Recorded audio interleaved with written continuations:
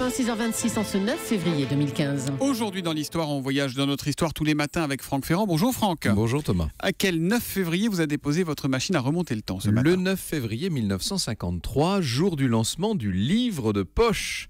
C'est Henri-Philippe Aki, alors secrétaire général de la librairie Hachette, qui décide de lancer ce nouveau format de réédition, une manière de toucher un public plus large, plus jeune, aux moyens plus modestes.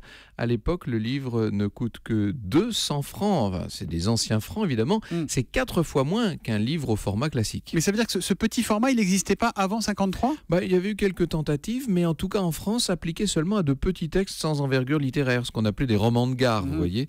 Il est vrai qu'en Angleterre, par contre, le grand éditeur Penguin avait eu l'idée du format de poche dès 1935. Mais en France, en tout cas, il faut attendre le 9 février 1953.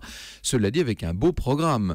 Le tout premier livre de poche est un roman de Pierre Benoît, Königsmarck. Le deuxième sera un livre de Cronin, Les Clés du Royaume, suivi du célèbre Vol de nuit d'Antoine de Saint-Exupéry. Vous voyez que là, on est loin du roman de gare. En effet. Et ça fonctionne ou pas alors ce livre de poche ? Pas tout de suite, non. Les couvertures sont très colorées, pour pas dire un petit peu criardes, ça surprend le public. Et puis, surtout, ça bouscule les habitudes. Bientôt, la version de poche d'Un amour de soi n'est vendue quand même à 500 000 exemplaires. En 1958, les mémoires du cardinal de Retz s'arracheront à 60 000. Ça y est, on a compris, en quelque sorte. Le livre de poche est pratique, il est éclectique. Il ne va pas tarder à aborder tous les styles, du policier à la philosophie, de quoi désacraliser et sans doute démocratiser la lecture. Et l'on peut dire que ce nouveau format va constituer une des principales révolutions du siècle en matière d'édition.